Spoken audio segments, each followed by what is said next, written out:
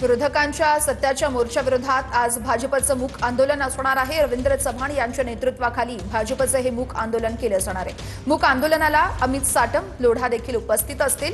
दक्षिण मुंबईतील बाबुलनाथ मंदिर या ठिकाणी भाजपचं हे मूक आंदोलन असणार आहे। तर आपण ही दोन दृश्य बघत आहोत। मवी आणि मनसेचा एकीकडे सत्याचा मोर्चा आणि याच सत्याच्या मोर्चाला उत्तर देण्यासाठी भाजपकडून मूक आंदोलन काढलं जाणार आहे। या मूक आंदोलनामध्ये अमित साटम, मंगलप्रभात लोढा हे देखील उपस्थित असतील। निवडणूक आयोग सरकारचा पार्टनर म्हणून काम करतंय असं विजय वडेट्टीवार यांनी म्हटलंय। सावधान व्हा, जागेवर या हा इशारा देण्यासाठी आमचा मोर्चा असंही वडेट्टीवारांनी स्पष्ट केलंय। तर पराभव डोळ्यांसमोर दिसत असल्यानं विरोधकांचा आजचा मोर्चा असं परिणय फुके म्हणतात। सर्वेच्या रिपोर्टमध्ये आगामी निवडणुकीत विरोधकांचा सुपडा साफ होणार आहे असंही फुकेंनी म्हटलंय। आम्ही निवडणूक आयोगाला इशारा देऊ इच्छितो की जर हे स्वच्छ केलं नाही आणि सरकारचा भारतीय जनता पक्षाचा पार्टनर म्हणून जर काम करत असाल, त्याचा सहयोगी पक्ष म्हणून तुमची भूमिका असेल तर या देशातील लोकशाही धोक्यात आहे। या देशामध्ये उद्याचा भविष्य अंधकारमय आहे। हे या ठिकाणी सांगण्यासाठी हा इशारा मोर्चा आहे आणि सरकारला आणि निवडणूक आयोगाला हा इशारा देणारा ठरेल की सावधान व्हा, जागेवर या, बेईमानी करू नका आणि बेईमानी कराल तर तुम्हाला धडा शिकवल्याशिवाय आम्ही राहणार नाही।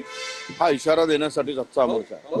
ज्या प्रमाणात विधानसभेच्या निवडणुकीमध्ये मोठ्या प्रमाणात या सगळ्या महाराष्ट्राच्या जनतेने या सगळ्या महाविकास आघाडीतल्या पक्षांना कुठेतरी त्यांची जागा दाखवली। मला असं वाटतं काही सर्व्हेस जे आता आलेल्या नुकतेच जे मोठ्या प्रमाणात सर्व्हेस झाले आणि त्या सर्व्हेसच्या आधारावरच हे सगळे महाविकास आघाडीतल्या सगळ्या नेत्यांना माहीत आहे की यावेळेस महाविकास आघाडीचा उरला सुपडा साफ होणार आहे आणि म्हणून या प्रकारचं मोर्चा काढून कुठेतरी पराजित मानसिकतेतनं हा सगळा आंदोलन करतात आहे। कुठेतरी आतापासूनच ते लोकांना सांगतात आहे की आम्ही पराजित झालेलो आहे। आता राजसाहेब त्या ग्रुपमध्ये जोडले गेले, त्यातून अराजकतेकडे हे जाईल। मोर्चा हा सर्वसामान्यांच्या दृष्टीने हा राजकीय स्टंट आहे की बिहारमध्ये हे यादी शुद्धीकरण केलं तर ह्याला नको आहे, महाराष्ट्रात हवं आहे। 5 राज्यांमध्ये यादी शुद्धीकरण घोषित केलं तर त्यांना पोटात दुखलं। मतदार यादीमध्ये जो घोळ आहे संपूर्ण महाराष्ट्रामध्ये, तो मतदार यादीतील घोळ पहिले दुरुस्त करावा।